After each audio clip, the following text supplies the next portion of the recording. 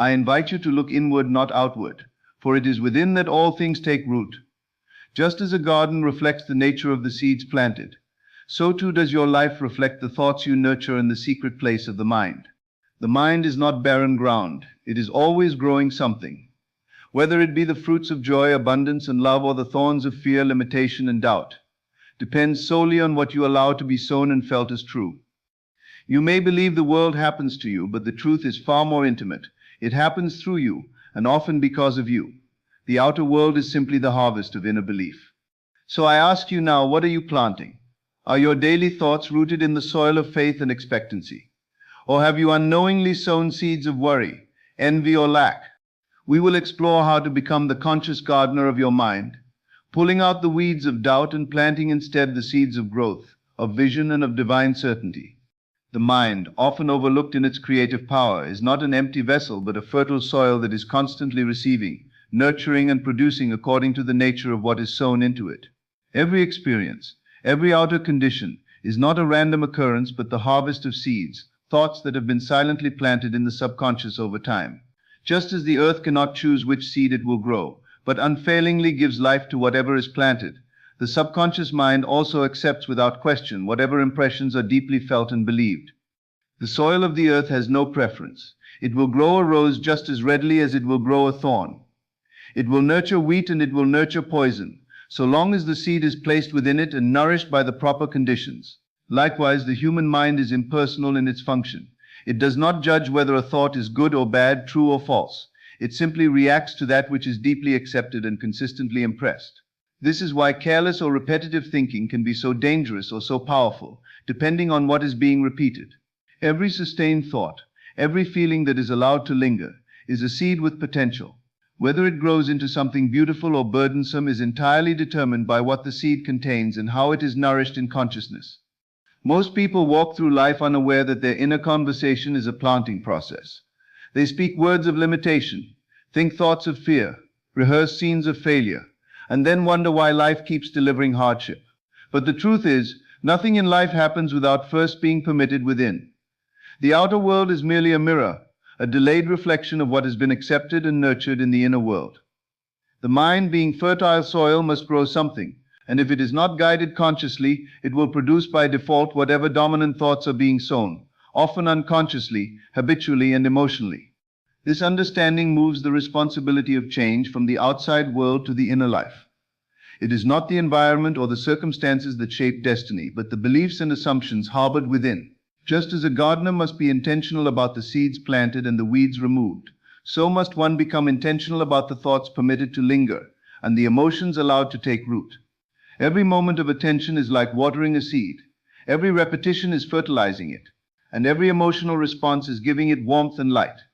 In this way, the mental garden is always growing, whether one tends it or not. The creative aspect of the mind lies not in its ability to reason or recall facts, but in its ability to imagine vividly and feel deeply. When a person imagines something with clarity and experiences it emotionally, even without physical evidence, the mind accepts that image as real. This is the planting of a seed. It may not sprout instantly, but the process has begun. The subconscious, which never sleeps, begins to reorganize experience, attract conditions, and influence behavior in alignment with the image held in imagination. The soil of the mind does not ask whether the desire is likely or possible. It simply begins to grow whatever has been impressed upon it with feeling. What is often missed in this process is the neutrality of the soil. Many are caught in the trap of victimhood because they believe life happens to them without their involvement. But once it is understood that the soil does not care what seed is sown, it only produces according to the nature of the seed, then a profound shift can occur. One can begin to direct their mental energy, guard the gates of their imagination, and choose what is allowed to remain in the subconscious. It is not enough to wish for a better life while continuing to feed the mind with pictures of doubt and failure. The soil cannot grow roses if it is constantly being seeded with weeds. Awareness is the beginning of transformation. Just as a gardener becomes conscious of what is being planted, what is growing, and what needs to be removed, so must we become conscious of the thought patterns running silently through the day. The quiet assumptions, the self-talk repeated under the breath, the emotions that rise at the thought of a goal. These are all indicators of what has already been planted. To change the harvest, one must first inspect the seeds. If the same types of outcomes keep appearing, It is because the same type of thoughts are being sown. The outer experience cannot change until the inner garden is cultivated differently. There is no mystery to this. It is a law as certain as gravity. That which is impressed will be expressed. Thought, when felt with conviction, is cause. Circumstance is its effect. The soil of the mind obeys this without deviation. This is why great care must be taken with what is believed, what is visualized, and what is declared as truth. Every time a statement is accepted, especially one backed with emotion, it is a seed being dropped into fertile ground. If that statement is repeated, rehearsed, or intensified through fear or desire, it grows all the more quickly. This is not metaphorical poetry, but spiritual mechanics. The mind does not rest. It is either consciously directed or unconsciously reactive. In either case, it is growing. Just as nature does not pause and wait for a gardener to return before continuing its cycle, so too does the mind continue its process of creation. Even during sleep, it is at work reacting to the dominant impressions and beliefs accumulated throughout the day. Dreams, intuition, inspiration, and mood are often signs of what is currently being cultivated. To become aware of this process is to step into creative power. Every thought a person entertains is not simply a passing mental event. It is a seed that contains within it the blueprint of a future condition. Nothing in life emerges without first being conceived in the mind, and every thought carries within it the potential to unfold into an experience, a circumstance, or a repeated pattern. The mind does not merely reflect the world, it projects into it. Every persistent mental image, every recurring idea, and every inner conversation impresses itself upon the deeper layers of consciousness, and once impressed, these thoughts begin to take on a creative and magnetic quality. They attract after their kind, much like a seed reproduces after its nature. There is no thought without consequence. Even those that seem idle or fleeting leave traces, especially when they are backed by feeling. Thought alone is powerful, but thought mixed with emotion becomes active and fertile. It is this union of idea and feeling that gives a thought its generative power. When you think with intensity, with belief, and with vivid mental imagery, you are not merely thinking, you are creating. The outer world becomes a reflection of this inner process, sometimes subtly and sometimes dramatically, depending on the depth of conviction and the frequency with which the thought is repeated. Just as a seed planted in good soil needs repetition in the form of watering and sunlight to grow, so does a thought require attention and emotion to manifest. The most ordinary thoughts, if repeated long enough, harden into beliefs, and beliefs become the filters through which we interpret and engage with life. These beliefs are not always chosen consciously. Many are adopted through habit, culture, repetition, or authority figures, and once accepted, they begin to reproduce themselves through lived experience. The same way a seed planted in the earth grows into a plant that produces more of its own kind. A belief reproduces in the form of repeated situations and responses.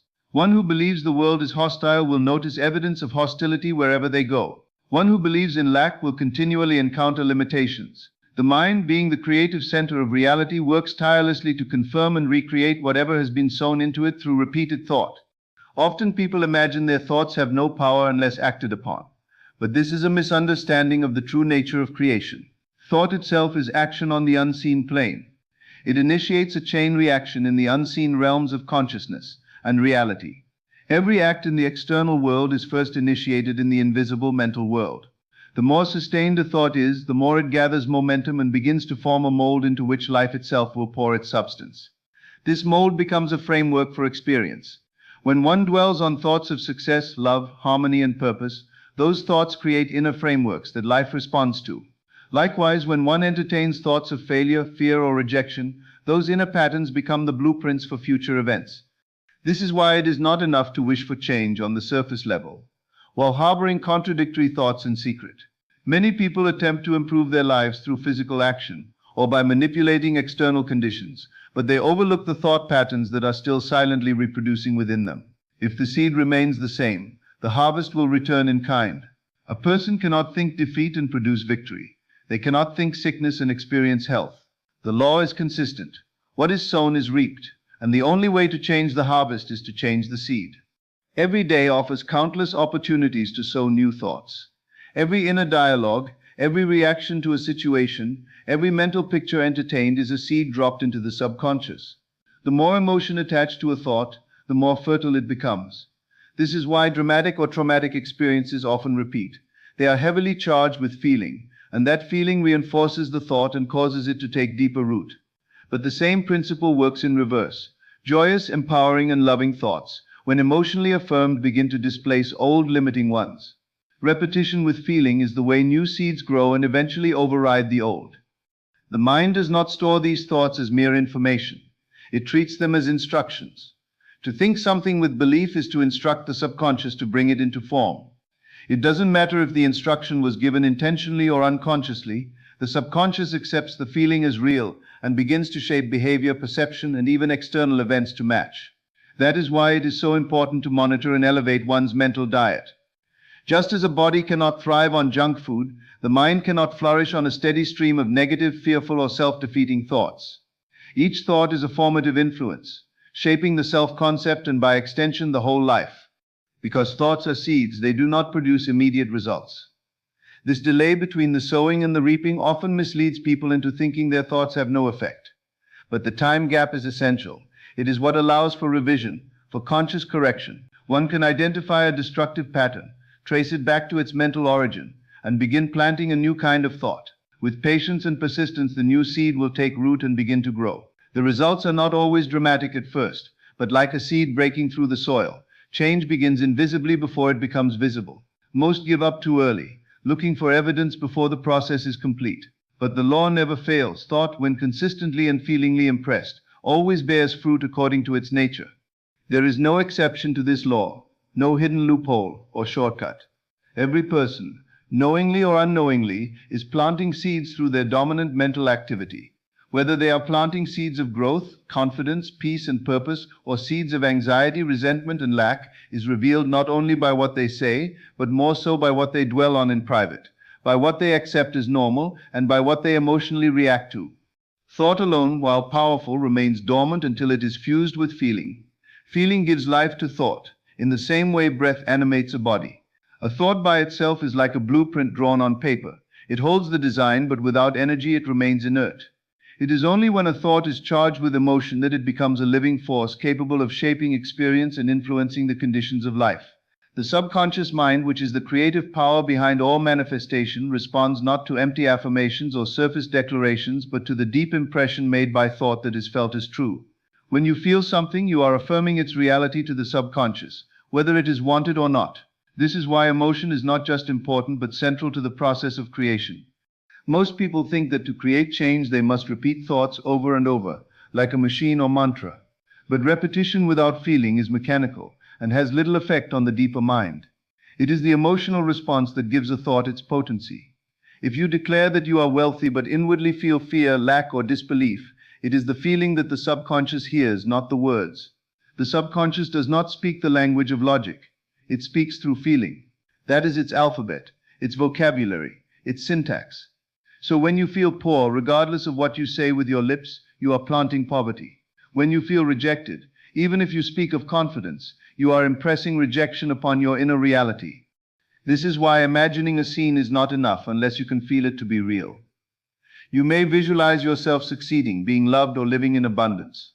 But if the feeling within contradicts the image, the result will reflect the feeling, not the picture.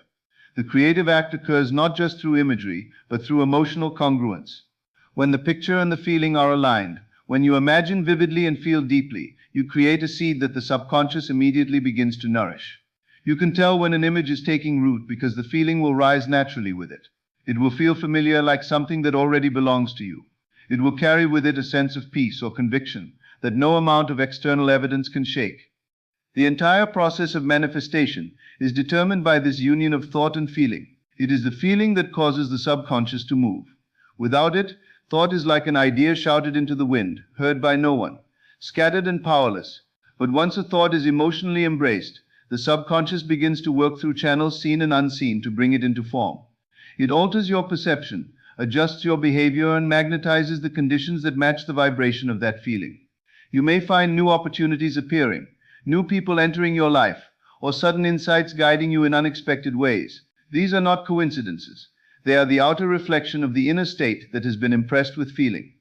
There is a vast difference between wishing and feeling. Many people wish for better circumstances, but they do not feel the reality of those circumstances. Wishing is rooted in separation. It says, I want this because I do not have it. Feeling, on the other hand, is rooted in identification. It says, this is mine, this is me, this is true now. The subconscious cannot be fooled by words. It responds only to what is felt as present. When you feel something, you are living it internally, and in doing so, you are drawing it toward you with the silent force of mental causation. This is why Neville taught that you must live from the end.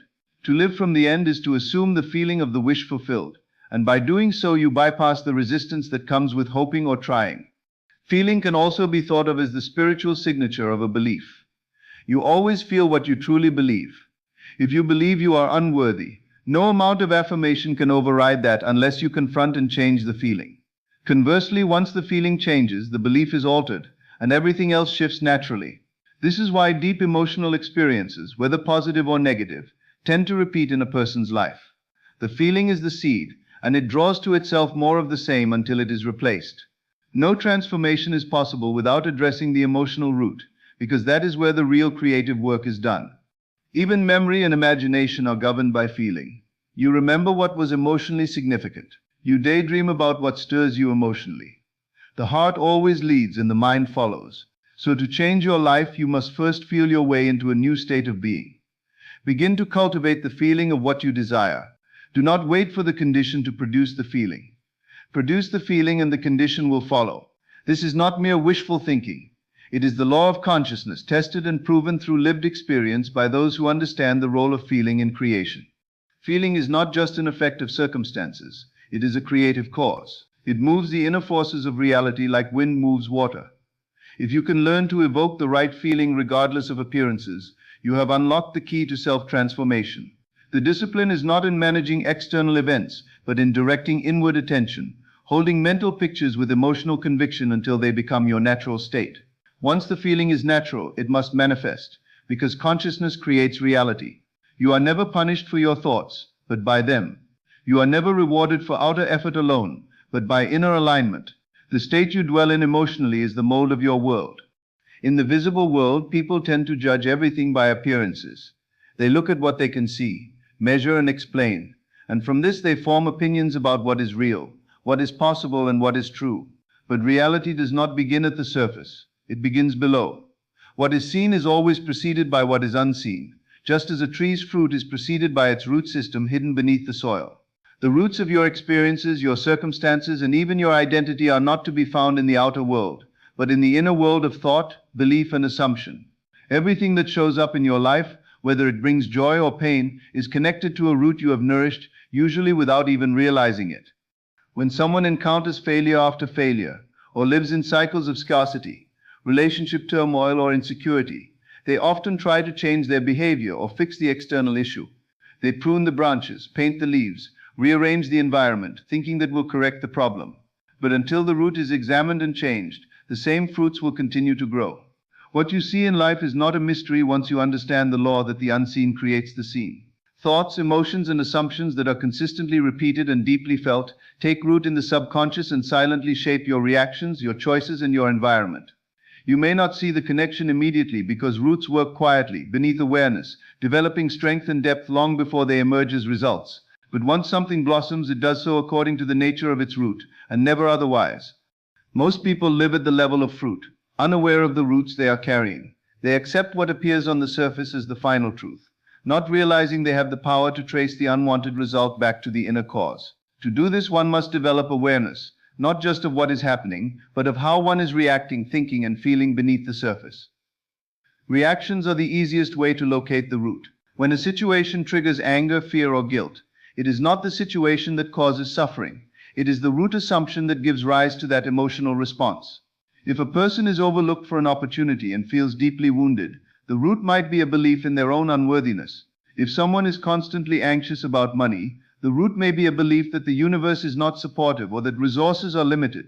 These roots are rarely questioned because they are so familiar, so habitual, that they seem like part of reality. But they are not reality. They are creative filters that mold what kind of reality can emerge. It is a great revelation to realize that everything that has grown in your life, every condition, whether desirable or not, was once a root, an idea entertained and accepted as true. No one plants a seed and expects something unrelated to grow. Yet this is how people often treat their thoughts. They worry constantly, then hope for peace. They dwell on past betrayal, then ask for loving relationships. But the law of life is exact. As the root, so the fruit. Once you accept this, you no longer see yourself as a victim of fate or circumstance.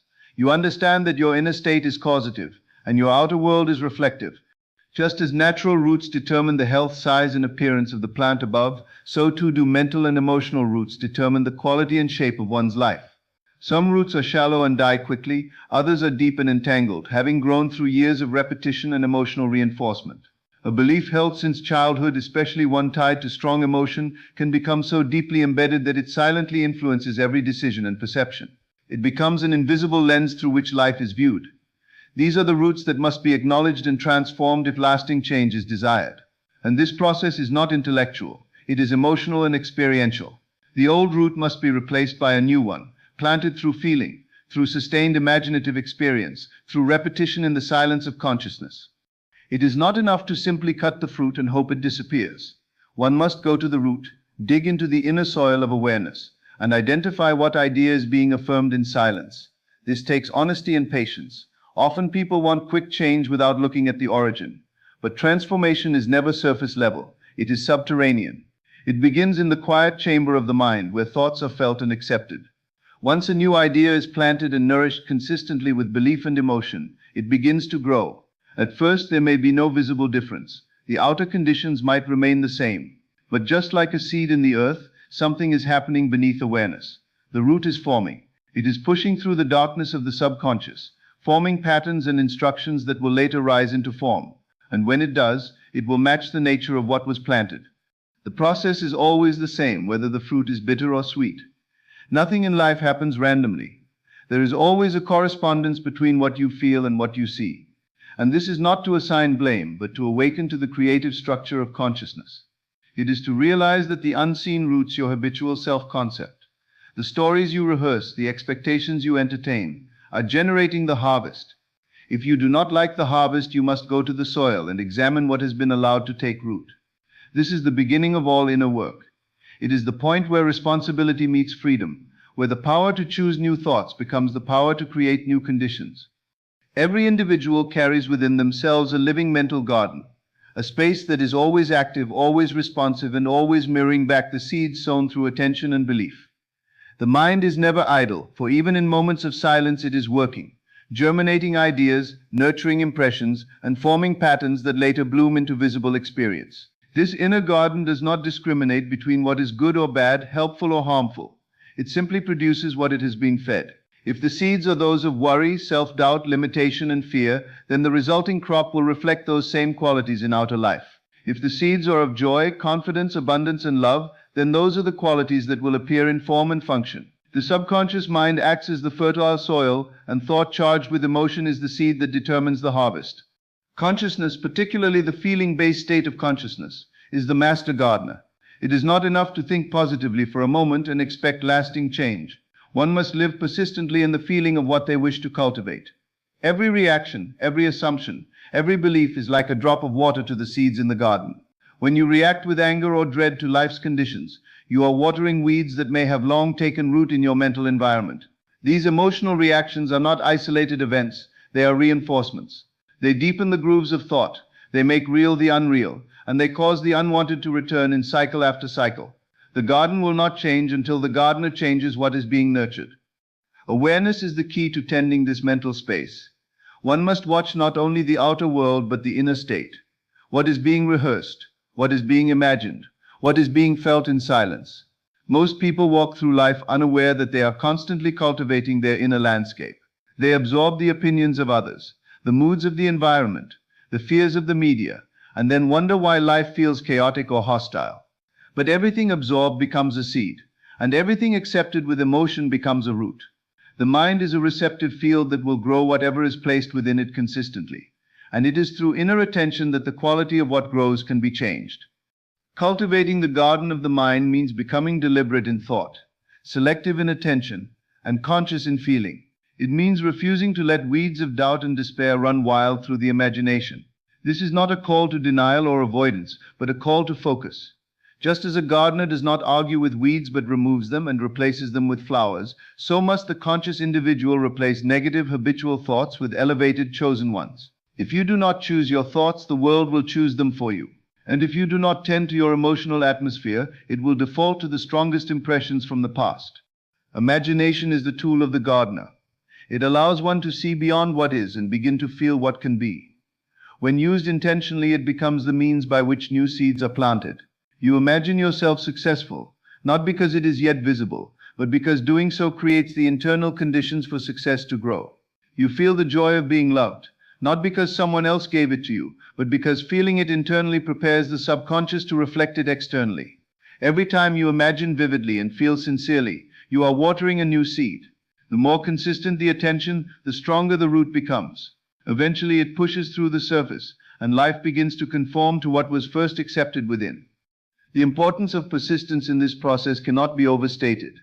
The subconscious is not changed by one affirmation or a fleeting visualization. It responds to repeated impressions, just as the earth yields harvest through continual care. If you plant one day and neglect the next, the garden suffers. If you water for a week and then forget for a month, the growth weakens. The transformation of consciousness is a process of sustained inner work, not frantic outer action. To cultivate your mental garden is to live each day with awareness of your thoughts, emotions, and responses, knowing that every one of them is a seed being sown. The greatest evidence of inner cultivation is the shift in how one reacts to life. When old triggers no longer produce the same reactions, when disappointment no longer leads to despair, when setbacks are met with inner confidence rather than fear, it is proof that the roots have changed. The external event may remain the same, but the inner state has matured, and therefore the interpretation and outcome shift. Life begins to respond in new ways because the emotional signal being sent has changed its frequency. Just as soil enriched with new nutrients yields a better crop, so does a mind filled with new emotional patterns yield better results. One of the most powerful ways to cultivate this inner space is through silent reflection and revision. At the end of the day, the mind can be reviewed just like a garden. What was felt today? What was imagined? What reactions appeared? In this quiet space of observation, the weeds can be identified and new intentions planted. Scenes can be revised, outcomes reimagined, and feelings reoriented. This is not fantasy but discipline. It is the art of transforming the unconscious through conscious direction, and over time this practice changes not just outcomes but identity. One no longer sees themselves as a passive observer of life, but as an active cultivator of reality. The garden of the mind is always growing something. It cannot remain empty. The question is whether what it is growing is what you truly desire or merely what has been left unattended. By taking responsibility for what is being planted, by becoming conscious of what is being watered through thought and emotion, you reclaim the power that has always been yours. The harvest of your life, whether sweet or bitter, begins with the seeds you nurture in silence, and the most important work is done not in the noise of action, but in the quiet soil of imagination. Imagination is the divine tool through which the unseen becomes seen, the intangible made tangible, the formless brought into form.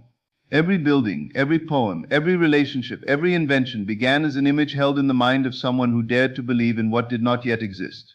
It is through imagination that the soul expresses its deepest desires, and it is through sustained feeling-charged imagination that those desires are clothed in the substance of life.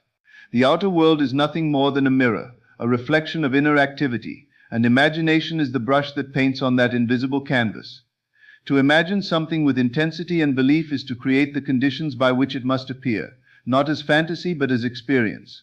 It is not mere daydreaming that changes reality, but the kind of imagining that accepts the image as real now, that assumes its truth in the present moment, that feels it so deeply that it rewrites the self-concept from which life is lived.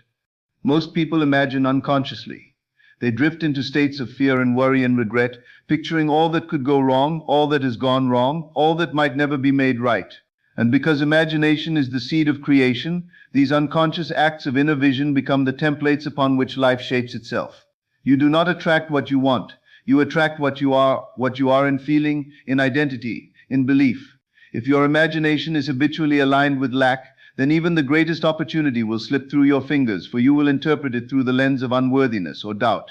If you imagine yourself powerless, the outer world will mirror that belief by presenting barriers, delays, and disappointments that seem independent but are in truth projections of the self. The inner state is always writing the script, and imagination is the pen. To consciously use imagination is to take back authorship of your life. It is to decide what mental pictures will be allowed to take root and which will be cast aside. This act is not passive. It requires quiet focus and emotional engagement. One must step into the scene desired, not as a distant hope, but as a current fact. You must feel yourself to be already in possession of what you desire, already loved, already successful, already healed, already whole. The scene must be vivid, the feeling must be alive, and the identity within it must be assumed with faith. The subconscious does not distinguish between what is real and what is vividly imagined.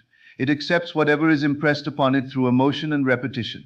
So when you imagine something as true and live in the emotional conviction of that truth, your subconscious goes to work to externalize it. This is why imagination is the workshop of the soul. Within it you can construct new realities, rehearse new reactions, revise old memories, and design entirely new futures. You are not limited by current facts, because facts are just frozen forms of past imagination. A circumstance that seems permanent today was likely born of unconscious assumption weeks, months, or years ago. When you understand that all appearances are fluid, that everything in form was once formless, you begin to understand your role as creator rather than victim. You begin to take your inner life seriously, knowing that what you dwell on in imagination will sooner or later press itself into the fabric of your life. One of the most powerful applications of imagination is revision. By returning in imagination to a scene that caused pain or humiliation or fear, and revising it, altering the outcome, changing the tone, introducing peace or forgiveness or strength, you overwrite the old memory with a new emotional script. The subconscious, which operates through feeling, does not distinguish the revision from the original. It simply accepts the new image and adjusts behavior, reaction, and expectation accordingly. This is not rewriting history in the outer world. It is rewriting the emotional residue within, and thereby changing the trajectory of future experience. Through revision, the gardener pulls up weeds and plants roses where once there was thorns. There is also power in imagining for others, because all are connected in consciousness. To lift someone in imagination is to send them a silent blessing that may change the entire course of their life.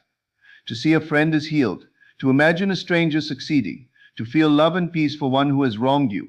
These are not just kind thoughts, they are creative acts. What you imagine for another you reinforce within yourself.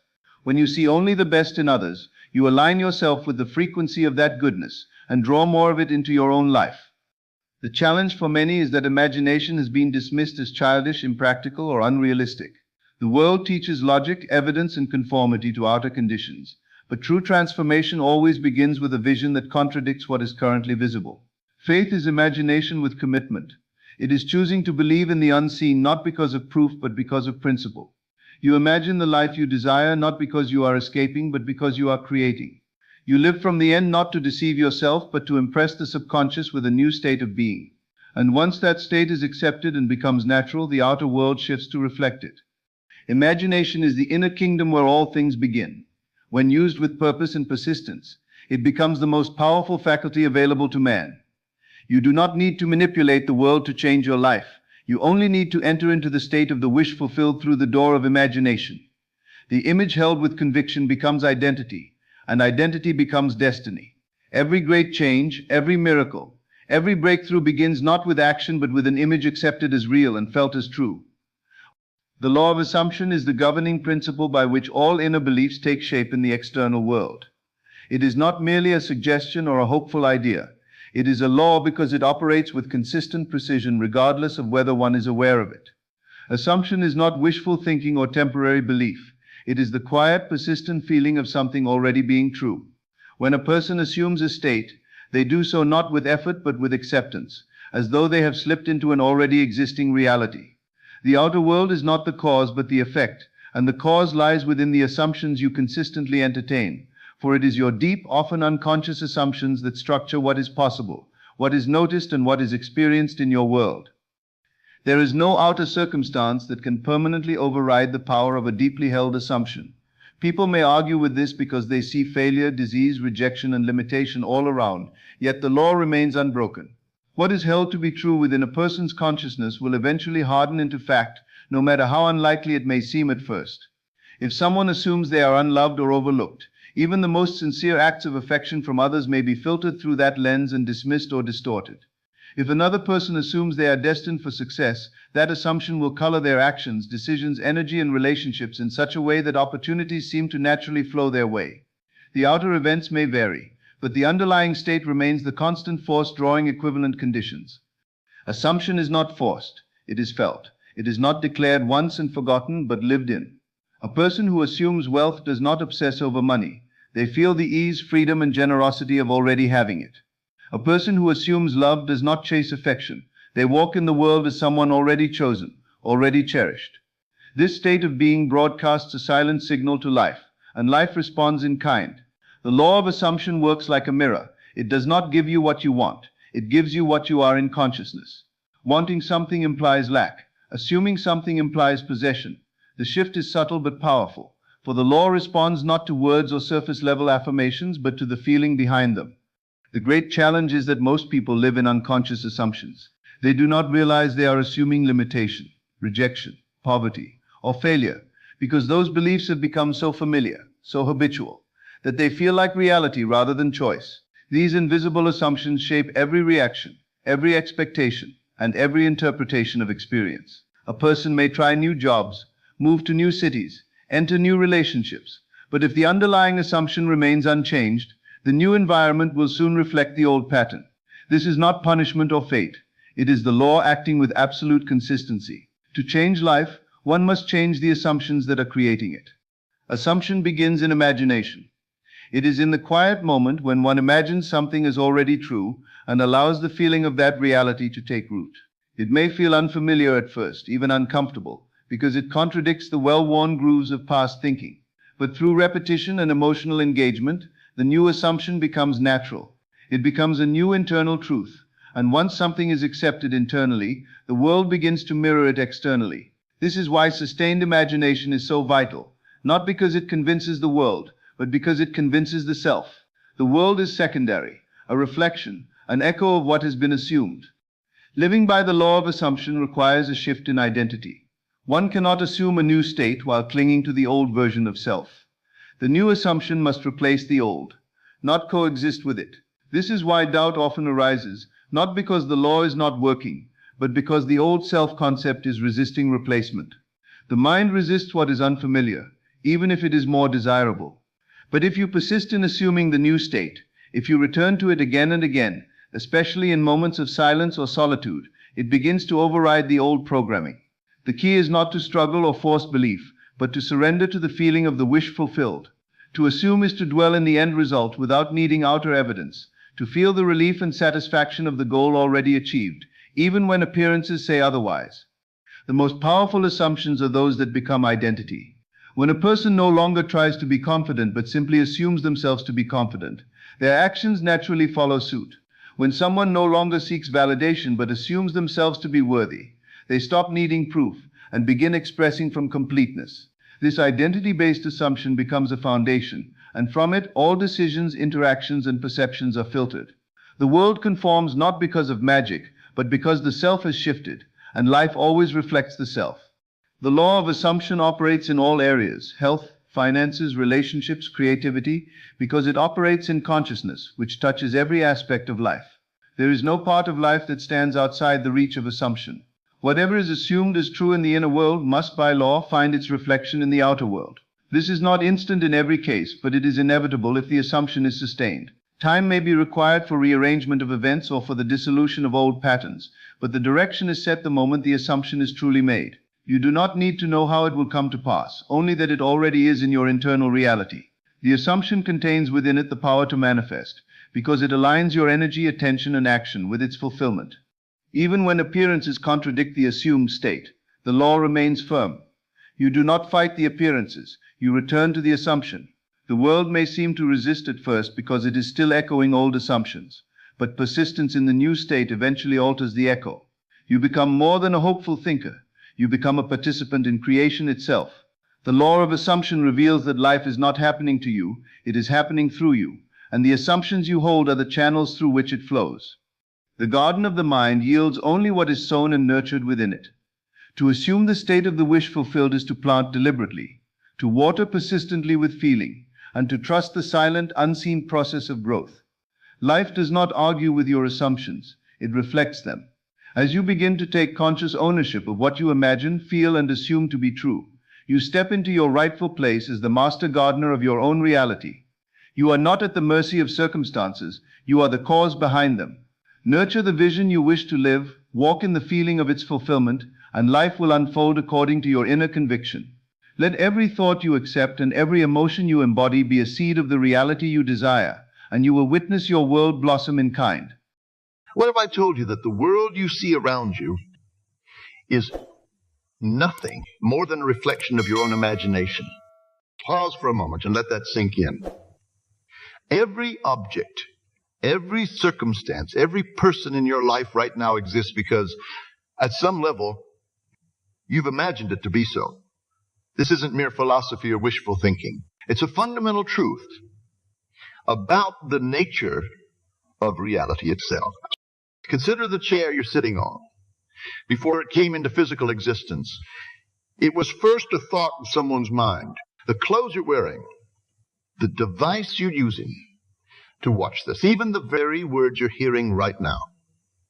All of these began as mere ideas, figments of imagination that were brought into tangible form. But let's go deeper. Your current job, your relationships, your financial situation, these two are manifestations of your imagination. Impossible, you might say. I didn't choose these circumstances, and yet on some level you did. Your beliefs, expectations, and most deeply held assumptions about what's possible for you have shaped every aspect of your life. This power imagination isn't limited to the mundane aspects of life.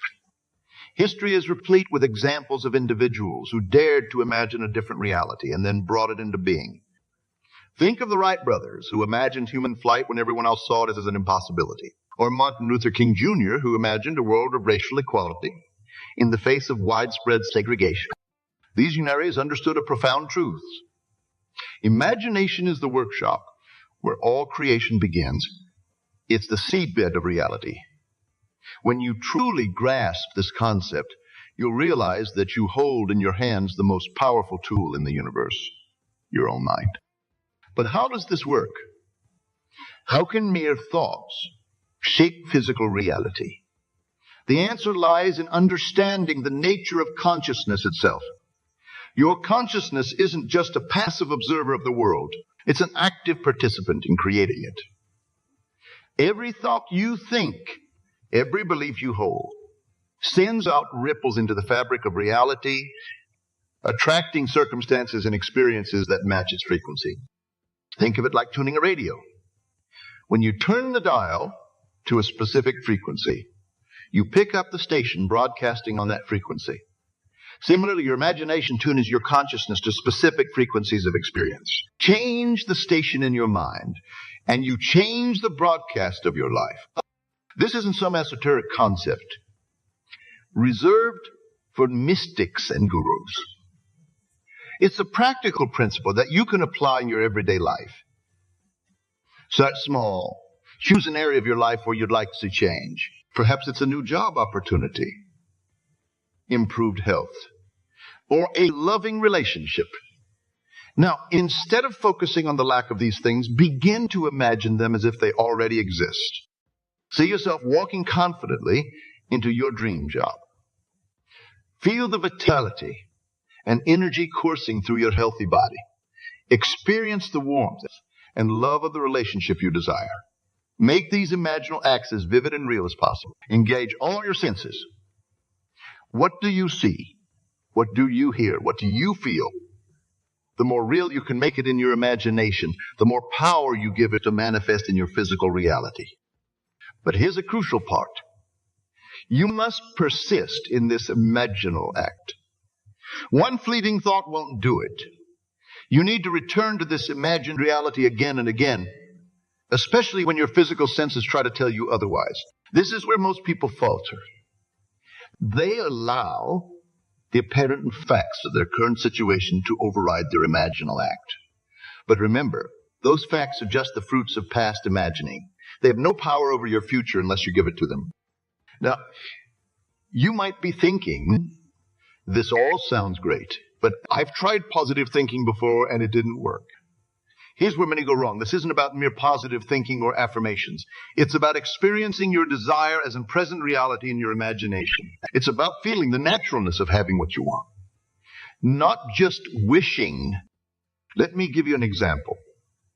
Years ago, I knew a man who was struggling financially. He had a mountain of debt and could barely make ends meet. But instead of focusing on his lack, he began to imagine what it would feel like to be financially free. Every night before sleep, he would close his eyes and feel the relief and joy of having all his debts paid off. He imagined looking at his bank statement and seeing a healthy balance. He felt the freedom of being able to buy what he wanted without worry. At first, nothing seemed to change in his outer world. But he persisted in his imaginal act, refusing to be swayed by appearances. Then gradually things began to shift. Unexpected opportunities came his way. He found himself making wiser financial decisions. Within a year, he had paid off all his debts and was well on his way to financial abundance. This man's experience illustrates a crucial point. The outer world always lags behind the inner. Your imagination is creating your future now, but it may take time for that future to unfold in the physical world. This is where faith comes in. Not blind faith, but faith born of understanding this principle. Remember, your imagination isn't constrained by your current circumstances, your past, or what others tell you is possible. It's a gateway to infinite possibilities. When you learn to use it consciously and persistently, you become the master of your faith, the captain of your soul. But using your imagination effectively requires more than just daydreaming. It requires a shift in your entire way of being. You must learn to live from the end and experience the feeling of your desire fulfilled now, not in some vague future. This means aligning your thoughts, words, and actions with your imagined reality. If you're imagining financial abundance, do you still worry about money? If you're imagining perfect health, do you still complain about your ailments? If you're imagining a loving relationship, do you still feel lonely and unloved? Your outer world will always reflect your inner state. To change the outer, this principle applies to every area of your life, from the most mundane to the most profound. Want a parking space in a crowded lot? Imagine pulling smoothly into the perfect spot, seeking inner peace. Imagine feeling calm and centered regardless of external circumstances. Longing for a better world. Imagine it in vivid detail and feel the joy of living in such a world. The key is to make your imaginal act so vivid, so real, that they become more convincing to you than your physical senses. When you can do this, you'll have unlocked the true power of your imagination. You'll have discovered the secret of creation itself. But this power comes with responsibility. Your imagination is neutral. It will create whatever you focus on persistently, whether positive or negative. This is why it's crucial to guard the door of your mind, to be vigilant about what you allow to take root in your imagination. Many people unconsciously use their imagination to create what they don't want. They vividly imagine worst-case scenarios, replay past hurts, or dwell on their fears. And then they wonder why their lives seem filled with problems and misfortunes. They don't realize they're using the very power that could transform their lives to reinforce their limitations. So how do you break this cycle? How do you harness the power of your imagination to create the life you truly desire? It begins with awareness. Start paying attention to your habitual thought patterns. What do you think about most often? What do you fear? What do you hope for? These thoughts are the blueprint for your life. Once you become aware of your mental habits, you can begin to change them consciously. This isn't always easy. Your current thought patterns have likely been reinforced over many years. But with persistence and practice, you can redirect your imagination towards what you truly want. A powerful technique for doing this is to create mental diet. Just as you're careful about what you put into your physical body, be selective about what you feed your mind. Limit your exposure to negative influences, whether it's news, social media, or pessimistic people. Instead, nourish your imagination with uplifting books, inspiring stories, and conversations that expand your sense of what's possible. Another effective method is to use imaginal scenes. These are short, vivid mental movies that encapsulate your desired reality. For example, if you're seeking a promotion at work, you might imagine a scene where your boss is congratulating you on your new position. Make it as real as possible. Hear the words, feel the handshake, see the smile on your boss's face. Repeat this scene regularly, especially before sleep when your subconscious mind is most receptive. Remember, the goal isn't to escape reality, but to create a new one. Your imagination isn't a place to retreat from life's challenges, but a tool to overcome them. Use it to solve problems, to find creative solutions, to envision better ways of doing things. As you practice using your imagination consciously, you'll likely face resistance. Old habits of thought will try to reassert themselves. Doubts may creep in. This is natural. Your current reality, which is the product of your past thinking, has a certain momentum. It takes time and persistence to change course. During these moments of doubt, it's crucial to remember that your imagination is more real than the world of appearances. What you see around you is the past. What you imagine with feeling is the future in the process of becoming. Hold fast to your imaginal act, especially when outer circumstances seem to contradict it. As you persist, you'll begin to notice changes. At first, they may be subtle. A shift in your mood, a new idea, an unexpected opportunity. But as you continue, the changes will become more pronounced. You'll start to see tangible evidence of your imagined reality. This is where many people make a critical mistake. They see the first signs of their desire manifesting and think, it's working. I don't need to imagine anymore. But this is precisely when you need to double down on your imaginal work. Keep living from the end, feeling the naturalness of your desire fulfilled, even as it begins to materialize in your world. The power of imagination isn't just about getting things or achieving goals. It's about becoming more of who you truly are. As you learn to use your imagination consciously, you'll discover aspects of yourself you never knew existed.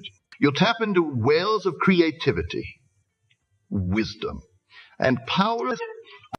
This journey of discovery is endless. There's no limit to what you can imagine, and therefore no limit to what you can become or achieve. Each imaginal act fulfilled opens the door to greater possibilities. As you grow in your understanding and use of this principle, you'll find yourself living a life that continuously exceeds your expectations. But perhaps the greatest gift of understanding the power of imagination is the freedom it brings. You're no longer at the mercy of circumstances or other people's opinions. You're no longer limited by your past or your current situation. You have within you the power to reshape your entire world. This freedom comes with a profound sense of responsibility. As you realize that your imagination is creating your reality, you understand that you're the author of your life story. Every experience, every relationship, every circumstance is a reflection of your inner world. This understanding eliminates blame and victimhood. It puts the power and the responsibility squarely in your hands. That challenge you. Dare to imagine greater things. Dare to conceive of a life so wonderful that it takes your breath away. Then use the power of your imagination to make it a reality. Remember, the only limits that exist are those you accept in your own mind. Break free from these self-imposed constraints. Let your imagination soar. Your life is your own grand experiment in the power of imagination. Every day, you're proving or disproving your beliefs about what's possible. Why not choose to believe in the highest and best? Why not use your imagination to create a life that inspires and uplifts not just you, but everyone around you? As you leave here today, carry with you this fundamental truth. Your imagination is the gateway to all possibility. It's the workshop where your life is crafted. Use it wisely, use it lovingly, use it powerfully. For as you do, you'll discover that the life of dreams isn't just a fantasy. It's a reality waiting to be imagined into existence. Now that we've established the profound power of imagination, Let's turn our attention to a principle that's equally transformative, the law of assumption. This law states that to bring a desire to fulfillment, we must assume the feeling of our wish already fulfilled. It's not enough to simply visualize or hope for what we want. We must fully embody the state of having it. Consider this. How would you feel if your deepest desire was already a reality? What would your thoughts be like? How would you carry yourself? What would your daily life look like? These aren't idle questions. They're the key to unlocking the life you truly want. The law of assumption is based on a simple yet profound truth. Your outer world is a reflection of your inner assumptions. Everything you experience, your relationships, your career, your health, your financial situation, all stem from what you've assumed to be true about yourself and the world. This might seem counterintuitive at first. After all, we're taught from a young age that our circumstances shape our beliefs and feelings. We think once I have the perfect partner, then I'll feel loved. Or when I get that promotion, then I'll feel successful. But the law of assumption turns this on its head. It says that to have the perfect partner, you must first assume the feeling of being deeply loved. To get the promotion, you must first embody the state of being successful. It's a radical shift in perspective, but one that can yield extraordinary results. When you change your inner world, your assumptions about what's possible and what you deserve, your outer world has no choice but to change in response. Let me share a story that illustrates this principle in action. There was once a woman who had struggled with her weight for years. She tried every diet and exercise program imaginable, but nothing seemed to work long term. She was caught in a cycle of losing weight, only to gain it back, plus more. One day, she learned about the law of assumption. She realized that all her efforts had been focused on the external changing her body, while her inner assumptions remained the same. Deep down, she still saw herself as overweight and struggling. So she decided to try a different approach. Instead of focusing on losing weight, she began to assume the state of being her ideal weight. She imagined how she would feel in her ideal body, confident, energetic. She began to shop for clothes in her desired size, not as a form of wishful thinking, but as an act of faith in her new assumption. At first, nothing seemed to change physically, but she persisted in her new assumption, refusing to be swayed by appearances. She treated her body with love and respect, as if it were already in perfect health. She moved with the grace and energy of someone at their ideal weight. Gradually, things began to shift. She found herself naturally drawn to healthier foods. Exercise became a joy rather than a chore. Her metabolism seemed to kick into high gear. Within a year, she had effortlessly reached her ideal weight. And more importantly, she maintained it without struggle. This woman's experience demonstrates a crucial aspect of the law of assumption. It's not about forcing change through willpower or external actions. It's about changing your self-concept, your fundamental assumptions about who you are and what's possible for you. When you truly grasp this principle, you'll realize that every area of your life is subject to change through the power of assumption. Are you struggling financially? Assume the state of abundance. Feel the relief and joy of having more than enough. Are you longing for a loving relationship? Assume the state of being deeply loved and cherished. Feel it as a present reality, not a future possibility. But try to assume a new state while still giving power to their current circumstances. They say, I want to assume abundance.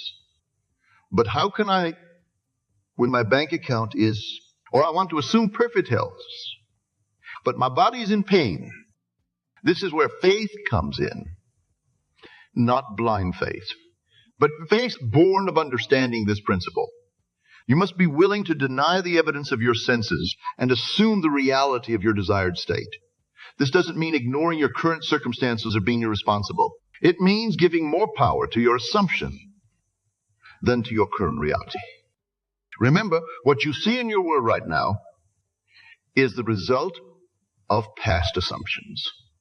It has no power to dictate your future unless you continue to give it power through your attention and belief.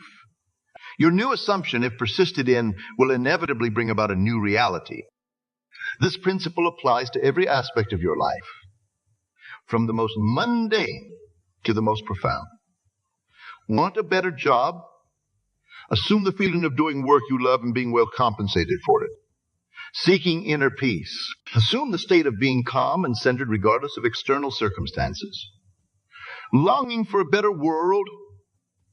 Assume the feeling of living in a world of peace, abundance, and harmony. The key is to make your assumed state so real, so vivid, that it becomes more convincing to you than your physical senses. When you can do this, you'll have mastered the law of assumption. You'll have discovered the secret of effortless transformation. But this isn't always easy. Our habitual thoughts and feelings have a certain momentum. When you first start to apply the law of assumption, you might find your old assumptions fighting back. This is normal. Think of it like learning a new skill. At first, it feels awkward and unnatural. But with practice, it becomes second nature. One powerful technique for applying the law of assumption is to use I am statements. Instead of saying, I want to be successful, say, I am successful. Instead of, I hope to find love, say, I am deeply loved. Feel the truth of these statements as you say them. Let them sink into your subconscious mind. Another effective method is to live as if your desire is already fulfilled. If you're assuming wealth, how would you carry yourself? How would you treat others? How would you think about money? Live from that state now, not when you see the money in your bank account. As you practice the law of assumption, you'll likely face moments of doubt.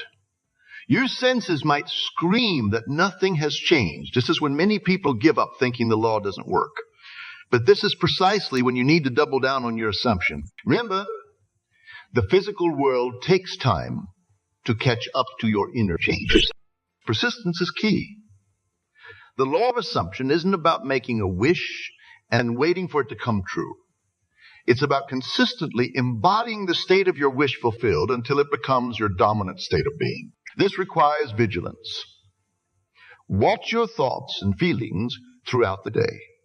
When you catch yourself slipping into old patterns, gently bring yourself back to your new assumption.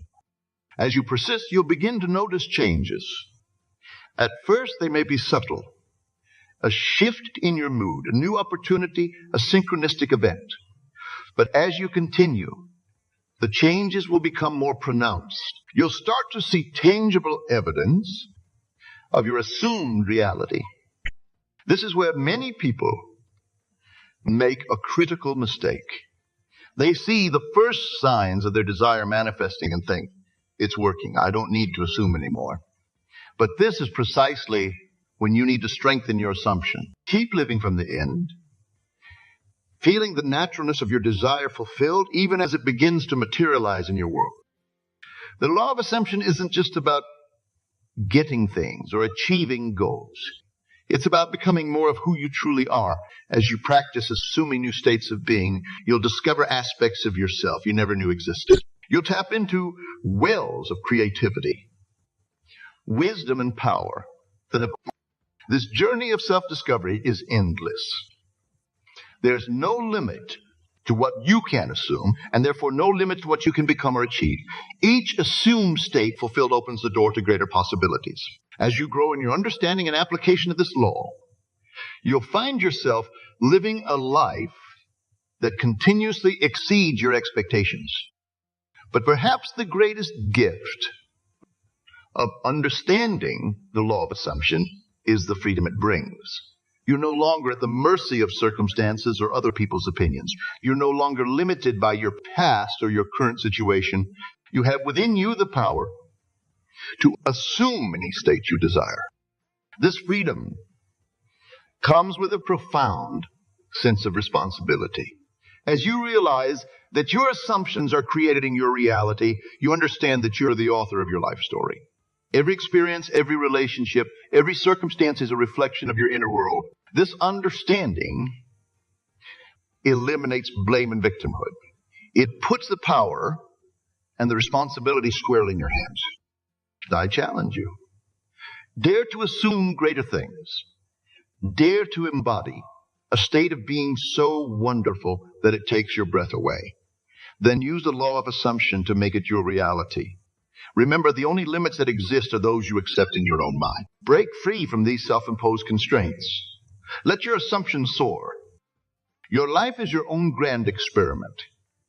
In the law of assumption, every day, you're proving or disproving your assumptions about what's possible. Why not choose to assume the highest and best? Why not use this law to create a life that inspires and uplifts not just you, but everyone around you?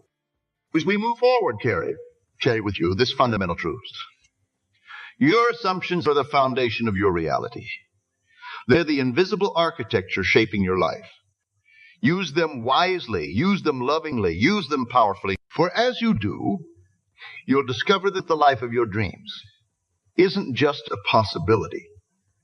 It's an inevitable result of your sustained assumption. The law of assumption isn't just a theory or a motivational idea. It's a practical tool that you can apply immediately to transform your life. Start small if you need to. Choose one area of your life where you'd like to see change. What would it feel like if that change had already occurred? Assume that feeling now. Live from that state. Watch how your world begins to shift. Remember, this isn't about pretending or denying your current reality. It's about choosing which reality you give power to, the one you see with your physical eyes or the one you know is possible. Choose the latter and watch as your outer world aligns with your inner assumptions. As you continue to apply the law of assumption, you'll find that it becomes easier and more natural. You'll develop an unshakable faith in your ability to shape your reality. You'll move through life with a sense of confidence and purpose, knowing that whatever you assume with feeling must inevitably express itself in your world. This is the true power of the law of assumption. It's not just about manifesting desires. It's about becoming the conscious creator of your life experience. It's about aligning with the creative power of the universe itself. As you master this law, you'll find yourself living in a state of constant wonder and gratitude, marveling at the perfect reflection of your inner world in your outer experiences. So go forth and assume greatness, assume love, assume abundance, assume joy. For in your assumptions lies the power to transform not just your life, but the entire world. The law of assumption is waiting for you to put it to the test. Are you ready to step into your power and create the life you've always dreamed of? Having explored the power of imagination and the law of assumption, we now arrive at a concept that brings these principles into vivid, practical focus. Living in the end. This is the art of experiencing your desire as in present reality rather than a future possibility. It's about closing the gap between wanting and having, between what would it feel like if your deepest desire was already fulfilled? How would you think, act, and feel if you were already living your ideal life? These aren't hypothetical questions. They're the key to unlocking the life you truly want. Living in the end is based on a simple yet profound truth. Your outer world will always align with your inner state of being. Everything you experience, your relationships, your career, your health, your financial situation, all stem from the state you're occupying in consciousness. This might seem counterintuitive at first. We're conditioned to believe that we must take action in the outer world to change our circumstances. We think once I achieve this goal, then I'll feel successful, or when I find the perfect partner, then I'll feel complete. But living in the end turns this on its head. It says that to achieve your goal, you must first embody the feeling of success. To find the perfect partner, you must first experience the feeling of completeness within yourself. It's a radical shift in perspective, but one that can yield extraordinary results. When you change your inner state, when you live as if your desire is already fulfilled, your outer world has no choice but to change in response. Let me share a story that illustrates this principle in action. There was once a man who had dreamed of becoming a successful author for years. He had written several manuscripts but had faced rejection after rejection from publishers. He was on the verge of giving up his dream. Then he learned about living in the end. He realized that all his efforts had been focused on trying to become an author rather than being an author in his mind and heart. He decided to try a different approach. Instead of anxiously waiting for acceptance letters, he began to live as if he were already a successful author. He set up a writing routine as if he had deadlines to meet. He spoke about his work with confidence and enthusiasm. He even practiced signing books for imaginary fans. At first, nothing seemed to change in the outer world. But he persisted in his new state, refusing to be swayed by appearances. He treated his writing as a professional craft, not just a hopeful hobby. He engaged with other writers as peers, not as a hopeful outsider. Gradually, things began to shift. His writing improved as he approached it with the confidence of an established author. He found himself naturally drawn to opportunities he wouldn't have noticed before. A chance encounter at a coffee shop led to a connection with a literary agent. Within a year, he had secured a publishing deal for his latest manuscript. This man's experience demonstrates a crucial aspect of living in the endings. It's not about pretending or fooling yourself. It's about aligning your inner state with your desired reality. When you do this consistently, the outer world naturally reorganizes itself to match your inner experience. When you truly grasp this principle, you'll realize that every area of your life is subject to transformation through living in the end. Are you seeking a promotion at work? Live as if you already have the position. Feel the confidence, carry the responsibility. Make decisions from that heightened perspective. Are you healing from an illness? Live as if you're already in perfect health. Feel the vitality in your body. Move with ease, plan your future with certainty. They try to live in the end. While still giving power to their current circumstances, they say, I want to live as if I'm wealthy. But how can I when I have bills to pay? Or I want to live as if I'm in a loving relationship. But this is where faith comes in. Not blind faith, but faith born of understanding this principle. You must be willing to deny the evidence of your senses and live from your desired end. This doesn't mean ignoring your current circumstances or being irresponsible. It means giving more power to your desired state than to your current reality. Remember, what you see in your world right now is the result of your past states of consciousness. It has no power to dictate your future unless you continue to give it power through your attention and belief. Living in the end, if persisted in, will inevitably bring about a new. This principle applies to every aspect of your life, from the most mundane to the most profound. Want to improve your golf game? Live as if you're already a skilled player. Feel the confidence as you approach each shot, seeking spiritual growth. Live as if you're already enlightened. Feel the peace and wisdom flowing through you in every moment. The key is to make your desired end so real, so vivid, that it becomes more convincing to you than your physical senses. When you can do this, you'll have mastered the art of living in the end. You'll have discovered the secret of effortless transformation. But this isn't always easy. Our habitual thoughts and feelings have a certain momentum. When you first start to practice living in the end, you might find your old patterns resurfacing. This is normal. Think of it like learning a new language. At first, you have to consciously translate everything. But with practice, it becomes natural and automatic. One powerful technique for living in the end is to create a mental movie of your desire fulfilled. See yourself living your ideal life in vivid detail.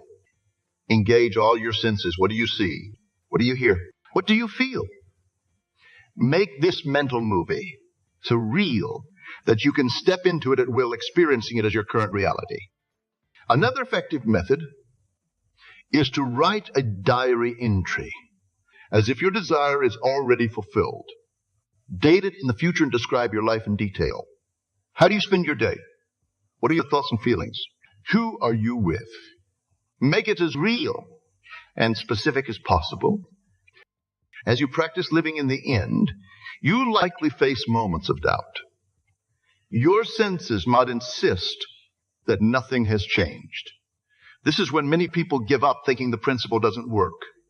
But this is precisely when you need to double down on living from your desired end. Remember, the physical world takes time to catch up to your inner changes. Persistence is key. Living in the end isn't about making a wish and waiting for it to come true. It's about consistently embodying your desired state until it becomes your dominant state of being. This requires vigilance. What's your thoughts and feelings throughout the day? When you catch yourself slipping into old patterns, gently bring yourself back to your desired end. As you persist, you'll begin to notice changes. At first, they may be subtle, a shift in your mood, a new opportunity, a synchronistic event. But as you continue, the changes will become more pronounced. You'll start to see tangible evidence of your desired reality. This is where many people make a critical mistake. They see the first signs of their desire manifesting and think, it's working, I don't need to live in the end anymore. But this is precisely when you need to strengthen your commitment to your desired state. Keep living from the end, feeling the naturalness of your desire fulfilled, even as it begins to materialize in your world. Living in the end isn't just about getting things or achieving goals. It's about becoming more of who you truly are. As you practice living from different states, you'll discover aspects of yourself you never knew existed. You'll tap into wells of creativity, wisdom, and power that have always been within you, waiting to be expressed. This journey of self-discovery is endless. There's no limit to what you can experience through living in the end, and therefore no limit to what you can become or achieve.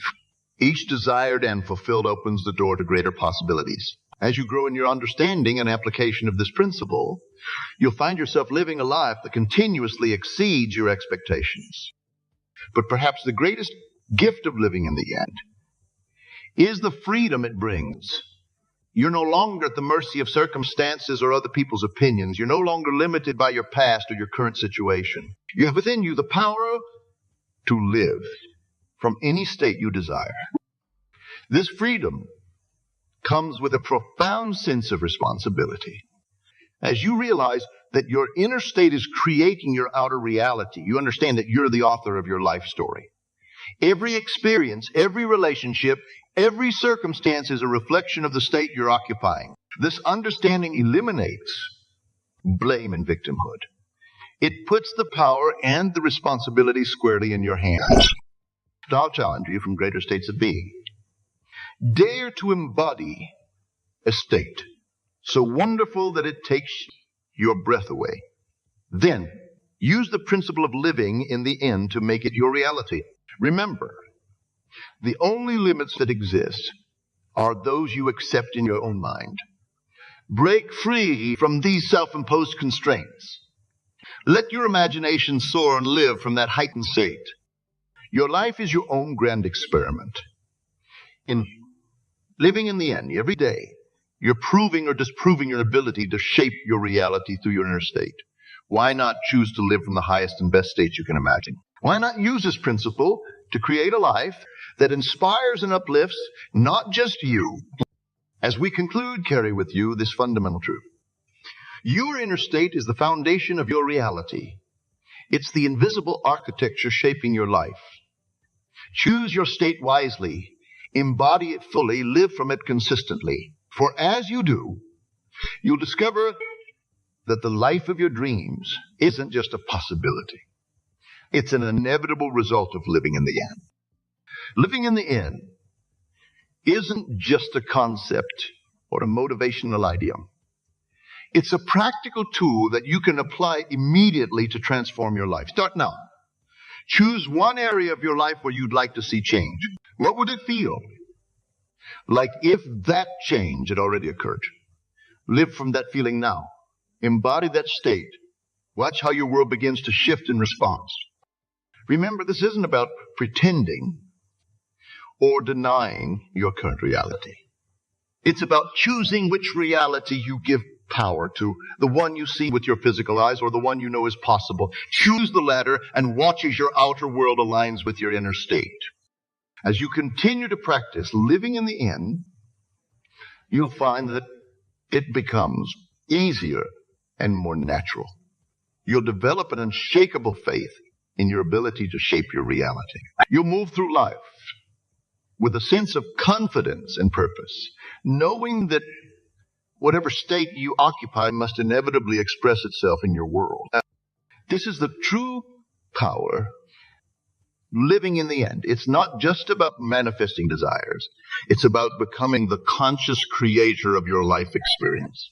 It's about aligning with the creative power of the universe itself. As you master this principle, you'll find yourself living in a state of constant wonder and gratitude, marveling at the perfect reflection of your inner state in your outer experiences. So go forth and live from the end of your desires fulfilled. Live from love. Live from abundance. Live from joy, for in your chosen state lies the power to transform not just your life, but the entire world. The principle of living in the end is waiting for you to put it into practice. Are you ready to step into the state of your dreams and create the life you've always imagined? The power is yours. The time is now. Live from the end and watch as your world transforms before your eyes.